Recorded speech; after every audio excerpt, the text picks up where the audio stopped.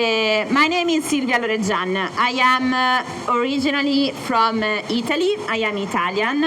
I was born in a place which is called Padua, so in the northeast of Italy. And I live now in Chamonix, France, which is maybe a bit more popular place, and maybe you know where it is located. My passion for climbing starts when I was really young, thanks to my parents, my grandparents, first of all, and they had the same passion, but a little bit less kind of professional, and thanks to this I started with all the activity you can do in the mountain, so ski touring a lot and climbing a lot. I had the luck to be very close to the Dolomites. I don't know if you know this place. For me, the Dolomites is the real place where everything starts, where I grow my big passion for this sport. So it's maybe a little bit different from what we climb in Kalymnos, because my core climbing is more kind of big walls or multi-pitch climbing, but to go in the big mountains, you also climb in the small rocks. So it's kind of connected, and also mountains have a big seasonality to follow. So there are some periods of the year where all the mountaineering people just spend time in areas like Kalymnos, where you can really climb and enjoy the weather during like fall or spring season. What has always been very special for me in climbing is this connection with the nature and the loneliness that you can experience once you are on the wall. And that's maybe also the reason because I completely fall in love with this sport, but I wanted to bring it in the mountains, not only in the crag area, so single pitches places. In the mountains, what you live is somehow unique, because you feel a little thing in the middle of something huge.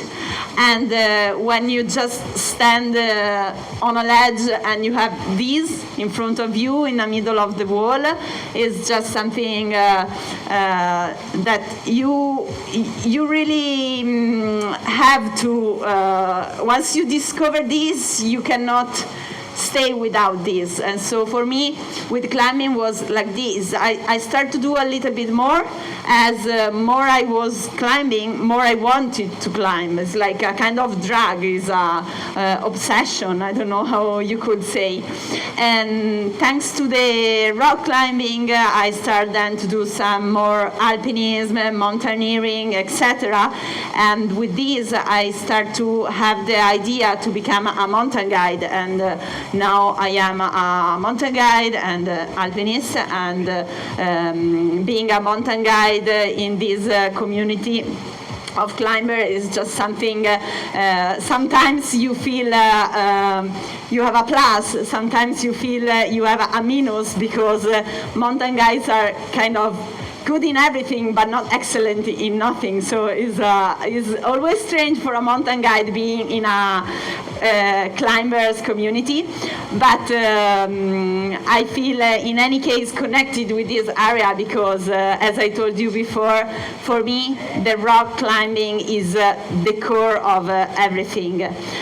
It's just the thing that lets you forget anything and focus in one single thing.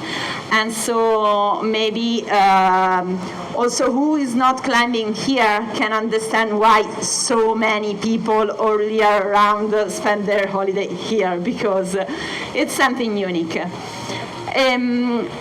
this evening, I would like to tell you a little bit about my last trips, expedition, etc. around the world, especially this last one project, which is called South Fix.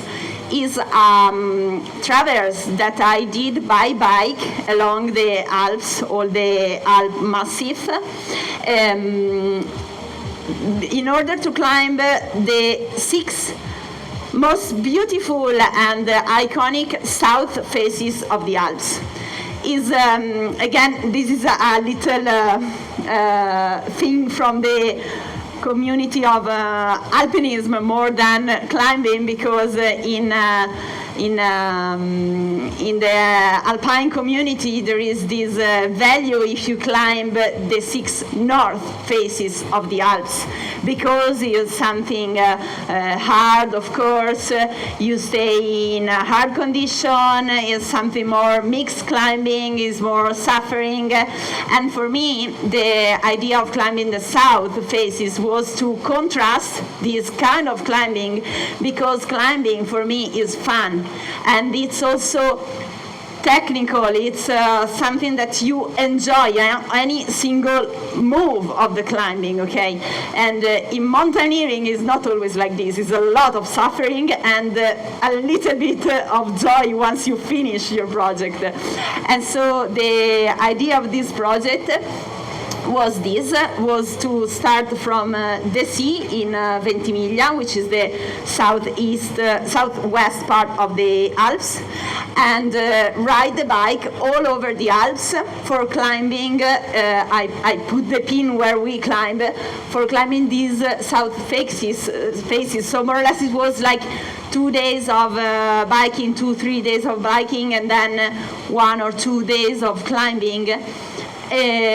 Consecutively during 1 month, and the end is Monfalcone, so the opposite side of the Alps. And well, these are just a little bit of number, and I let you with a little video clip about that. Video, I don't know why it's not working. I let you go and I will speak about that.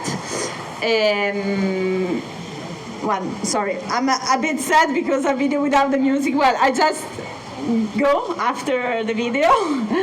And so we start from the sea with our climbing gear and some really essential camping gear, which means a little tent, camping stove, and more or less nothing else, because of course carrying gear on the bike is heavy. We were camping wherever we could find a spot. So 1 month is long. We had a lot of helps by many friends living around the Alps, and this also was a value for me and my friend Aurelia, who is the other member of the project. That was an important value of the project, the thing that we wanted to create connection with people in the Alps, because both of us we choose this, I had this idea, we choose this project because it was a few years that we were doing many expeditions all over the world, and when you live for what is more expedition, meaning it means that you live with a few partners and you will stay completely alone with these people in some isolated place, and you fly probably to reach a remote area, and then everything is in the same area. And for a project in the Alps, the good thing was that is not working this anymore. The good thing was that we didn't have to stay alone all time, because there are many villages for sure, many opportunity to connect with local people.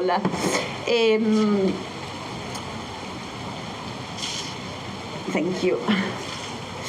And so this is the first climb. So as I told you, we did a few days of biking. Then the first climb is that place which is called Corno Stella in Alpi Marittime, and is a place that is a bit special because it is not famous at all. And so what you find there is a real mountain hut, as they were probably once. So a place where the hut keeper will speak with you the evening, will know every member of every people sleeping in the hut, what they are doing the day after, and all the people in the hut are there for climbing this mountain or another, some few other peaks there are, but it's a really little and tiny hut. And I was attracted by this place because of that, because it's a real local place just for locals and people who really know the area. And after this, we take the bike again. We had these 3 days of biking. It was August. August in the Alps is always mountain, so the weather can be a bit colder in the night, in the evening, but it's also very hot during the day if it's sun. And we had a big luck because we had 3 weeks of sun, high pressure in the Alps, which is a big luck. It's not always, it's not like Kalymnos that you have maybe few days of rain during the year, but having 3 weeks of high pressure, which means no rain at all in the mountains, is a really big luck. And this let us go quite fast in the project. But it means also that it was very hot, so the iced coffee was the only way to keep going these 2 long days. And we arrive at the base of Monte Bianco, Mont Blanc. Monte Bianco is the highest peak of the Alps Massif, and is well known for his normal route by the French side, which is a glacier, a big glacier, and the climb you do there is walking and a little bit of climb on the glacier. But Mont Blanc in the south face is a completely different and more technical climb. It's really cool because you still have glacier, but there is rock. So you have a long approach in the night to reach what is the glacier for approaching then the wall. So it's something a bit longer and a mix of, as I say, mountaineering and rock climbing. You cross this glacier, and it was a big luck for us again that the glacier was in very good condition because of the climate change. Some glaciers are suffering more than others, and this one is in good condition, which means that you can cross it safely just few days during the summer, during the year. And we were very lucky that everything was good for us. Good, it means like this, that you of course have crevasses, you have to do to navigate around the crevasses, but it was everything okay. And we spent the night in this little bivouac. Then you start the climb in the night, the day after, and you leave. Once you are already on the wall, you hear. I didn't take the photos during the night because you don't see anything, but once you are already on the wall, in the middle of your climb, you wake up like at 2 a.m. in the morning, and you spend like 5 hours climbing in the night. And once finally you have the sunrise on you, it's something that gives you a new energy. It's like as like if you wake up in that moment, but it's already 5 hours you are climbing, and you calculate to arrive at the point where the climbing is getting a bit steeper with the light, because then it's hard to climb something harder in the night. And this is the route that we climb, which is il pilone centrale del Frenei, and is a very old route which was set up in the past, and it's amazing for us to discover the lines and think how they climbed that line in the past, and now we go with our ultra light gear in a day, because like climbing Il Frenei, this route in a day up and down to Chamonix is quite long, and when these people for the first time climbed this kind of wall, they were climbing for days and days. And with this route you reach the top of Mont Blanc, and then you have the descent from the other side, which is the glacier that I told you before. And the interesting about Mont Blanc is that for me the idea of climbing the south face was, of course, because the south face is special, is iconic for the route that offers, but also it was the way to keep going with our traverse, because the other way to cross the massif is a tunnel, the Tunnel de Mont Blanc, and you cannot ride your bike through the tunnel. So we just took the longest and hardest option to cross the mountains, and we arrived by walking on the other side with our feet. And so we just keep going until Chamonix. From Chamonix we keep going with the bike, and we did 2 climbs in Switzerland. The really important thing for us in the project was that we wanted to do all the traverse by human powder, but most important thing, with no emission. We didn't want to take any cars or bus or whatever. Everything has to be with our legs, by cycling, by walking, by climbing, whatever. But we didn't want to do any emission, to have any pollution, not only us, but also people who could help us during the project, because sometimes there was like friends carrying some gear, or friends hosting in some places, but we always wanted that this was not in purpose for us, because in many alpine projects of connection of different climbs, the alpinist, the climber, is doing something great, very fast. Is crazy how we can really go from one place to another place. The performance of the athletes now is something really strong.